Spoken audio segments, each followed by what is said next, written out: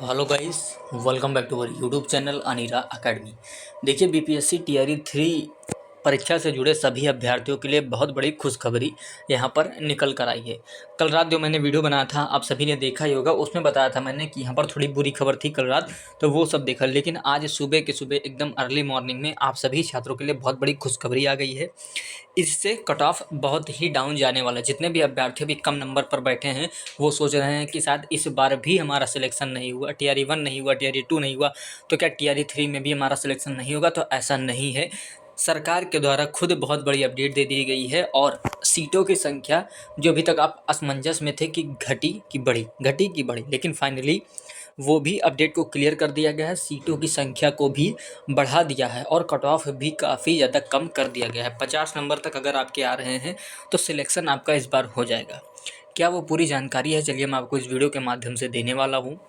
Channel पर अगर आप नए हैं, सब्सक्राइब कर लीजिएगा सो दैट आपको आगे की इन्फॉर्मेशन मिल सके। देखिए, लगातार चीज़ें चल रही थी कि कभी आप सुन रहे थे पद घटेंगे, कभी बढ़ रहेंगे, लेकिन अब जो चीज़ें हैं वो कहीं न कहीं काफ़ी हद तक क्लियर कर दी गई हैं और कट ऑफ में भी बहुत बड़ा परिवर्तन देखने को मिला है। सारी जानकारी मैं देता हूँ, ध्यान से देखिए। देखिए, ये लिखा है साफ-साफ, आज के न्यूज़पेपर में ही छाप दिया गया है। तीसरे चरण की नियुक्ति में बढ़ेंगे अध्यापकों के पद। सेम यही लाइन पढ़िए, फिर मैं आपको एक अभी बहुत बड़ा चीज़ दिखा दूँ जिससे आप थोड़ा शॉक हो जाएंगे। लिखा है तीसरे चरण की नियुक्ति में बढ़ेंगे अध्यापकों के पद। ये लाइन पढ़े, ये आज का न्यूज़पेपर है। अभी इसमें दिखाता हूँ मैं आपको क्या आपके बहुत बड़े फायदे के लिए है। यहाँ देख लिया आपने, साफ साफ लिखे हैं बढ़ेंगे अध्यापकों के पद तीसरे चरण की नियुक्ति परीक्षा यानी टीआरई 3 में। अब आप ये देखिए जो मैंने कल रात में आपको दिखाया था, यहाँ पर देखिए लिखा है टीआरई 3 में कुल 87,774 वैकेंसी में कोई सीटें नहीं होंगी ऐड रजनीश कुमार। अब आप ये है कल की न्यूज़ और जो अभी मैंने दिखाया वो आज की न्यूज़ है। तो जो अपडेटेड है हम उस पर बात करते हैं। अब आप कंफ्यूज हो रहे होंगे कि क्या सच में पद नहीं बढ़ेंगे या फिर पद बढ़ेंगे।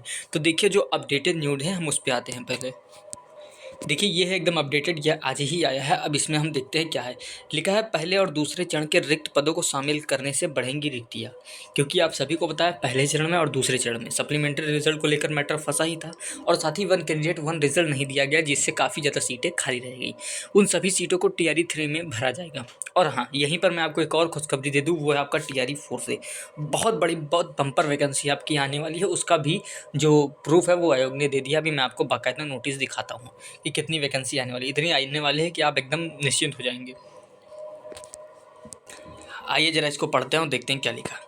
लिखा है राज्य के सरकारी स्कूलों में अध्यापकों व प्रधानाध्यापकों की नियुक्ति जल्द होगी।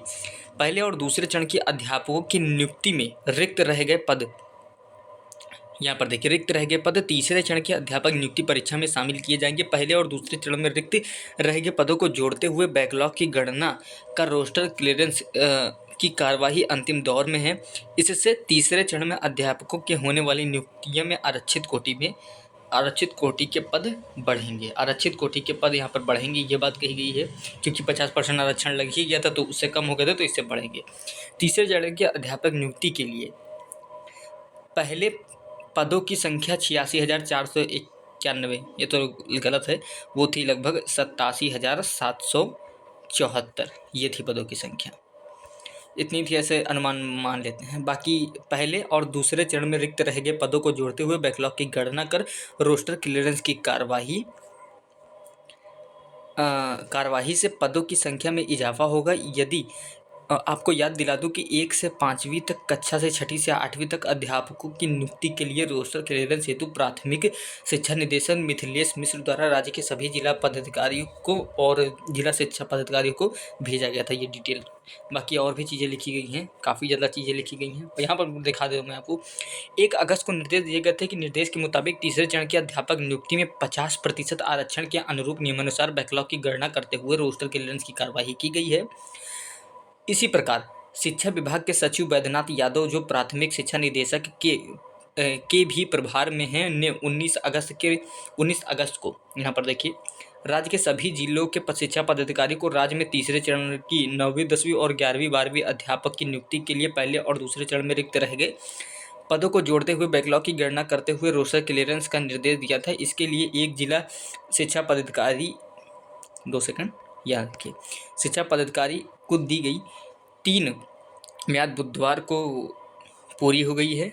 साथ ही यहाँ देखते हैं इसमें तीसरे चरण में होने वाली अध्यापक की नियुक्ति में पदों की संख्या बढ़ जाएगी। 1 से 5वीं, 6ठी से 8वीं, 9 से 10 और 11 से 12 कक्षा अध्यापकों के लिए नियुक्ति के लिए तीसरे अध्यापक नियुक्ति परीक्षा 15 अगस्त को हुई थी, लेकिन पर्चा लीक होने के कारण उजागर हो गया ये सारी चीज़ें। और फिर उसके बाद बिहार लोक सेवा आयोग द्वारा 19, 20, 21, 22 इन डेट को परीक्षाएं कराएगी।